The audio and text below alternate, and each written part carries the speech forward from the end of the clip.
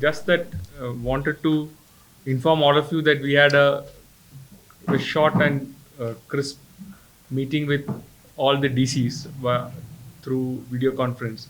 The main issue was to alert them about the possible impact of the political crisis in Bangladesh and the impact that it may have in terms of influx of people into our state. So our point from both the Home Commissioners and from the Commissioner Nagaland side was that we should remain alert and alive to the situation. It should not be the case that the administration and the police and the entire state government is taken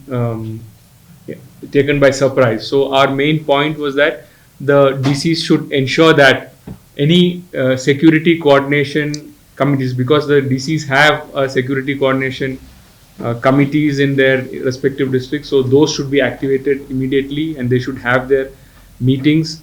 We have the ILP system in our state, excepting a few districts, so we have alerted that ILP checks have to be instituted, surprise checks have to be instituted. We have very strong village council set up, so we have suggested that the DCs should actually activate the village councils and ensure that the communication channels are open so that any unnatural movement, any incident that is slightly out of the ordinary should actually be reported immediately, and so that necessary action can be taken. And we also suggested to the DCs, rather we have insisted that cross-border meetings with our Assam counterparts are taken, so that they would be the first responders. 90% of the chances that any movement would be from that side. So once the DCs are on the same page, that will be very helpful. They will act as early warning system. So this was the summum bonum of what was discussed during the DC's VC that we had. It lasted for about an hour or so, and the DCs have, I'm happy to report that the DCs have, even before our VC meeting, a few of the DCs had already activated the security coordination apparatus. Some activities have actually happened in terms of surprise checks in certain districts. Some DCs have actually extended their support. They have basically tried to speak to their counterpart in Assam. So it is not as if the DCs have not acted even before we spoke, but we thought that we would keep the entire district administration apparatus alert so that we are alive to the situation and we know what to expect. We have also alerted the DCs of Dimapur, Chumoukedima and Niuland to ensure that, because you have the railhead very close to there, so we said that some surprise checks even in that area can be thought about. This is from our side. If you have anything to ask, this is the time, and I think that's about it. How effective is the implementation of ILP in the state to prevent unauthorized entry in the state? So the idea behind this ILP is that you have regular checks, and if a person is not carrying the ILP, you sort of report and you do the necessary things. So once you see that a particular person does not carry an ILP, you sort of do the next step, which is basically ask them why they are here, and you typically interrogate them, and then you take the next step. So about effectiveness, it has been the regular checks are happening. Not sure how ineffective it is. I think it is fairly effective, especially in districts around our state, especially in interior districts, and Dimapur does not have ILP. So those kind of things. So I think we are fairly effective in terms of our implementation of the ILP policy. You have any specific input that it is not effective, then we can take necessary action on that. So I had an intensive discussion with the DC Dimapur. So DC Dimapur said that he had some surprise checks. Actually, DC Vokha also said that he had a coordination meeting. DC Perrin mentioned that he also recently conducted a meeting. So I would think that most of the DCs would have done it. Yeah.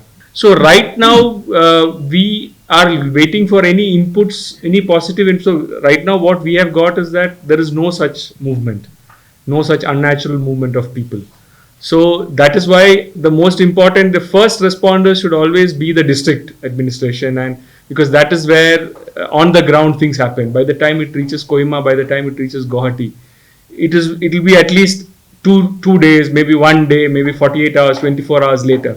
So our focus right now is to ensure that all our antennae are very active and ensure that any unnatural movement is immediately brought to the notice.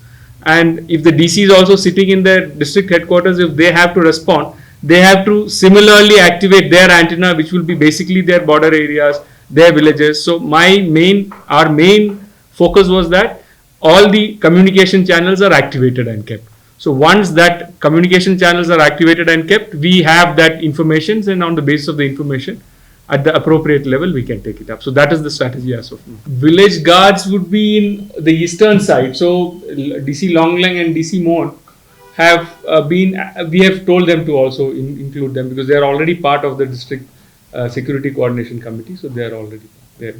Those aspects we have not discussed right now with them, because it is a government of India issue also. It is much above my pay grade also to comment on that. So just that we are local laws, Nagaland's laws also have certain provisions which sort of say that people should carry their ILP, and if they don't have ILP, you will do XYZ things.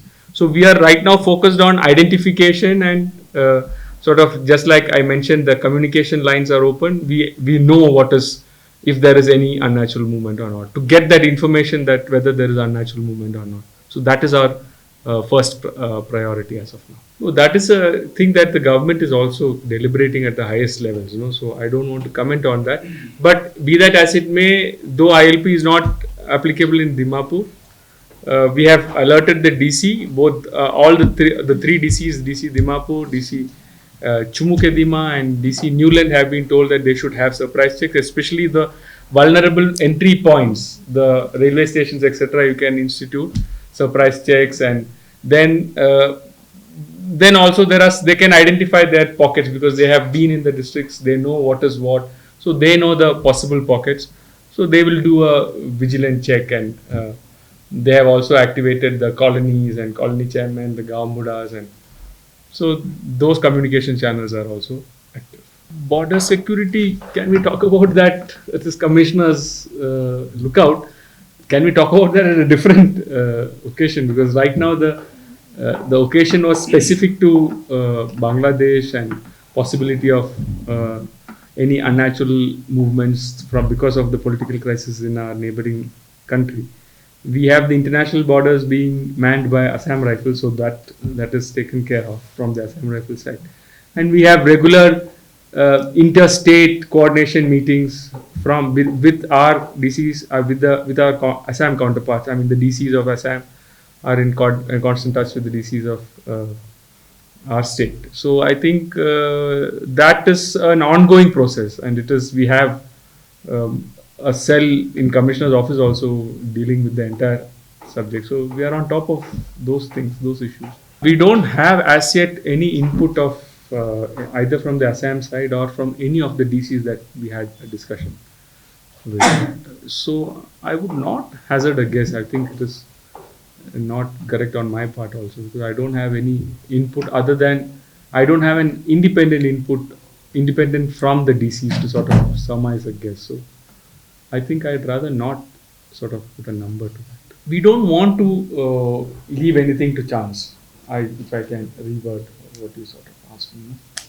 We just want to ensure that all communication channels are open, and we have this issue in our radar. It should not be the case that we miss it. It is just sort of a wake-up call, but I was surprised. I am happy to note that all the DCs are aware of the situation and they have actually started working. Nagaland TV, Sob Manulaga Awas. Watch us live on Geo TV and on your television sets as well. For Dimapur viewers, we are on channel number 994 in Global Chapter, and Kohima and Mokokchung viewers, switch to channel number 138 on Hornbill Digital.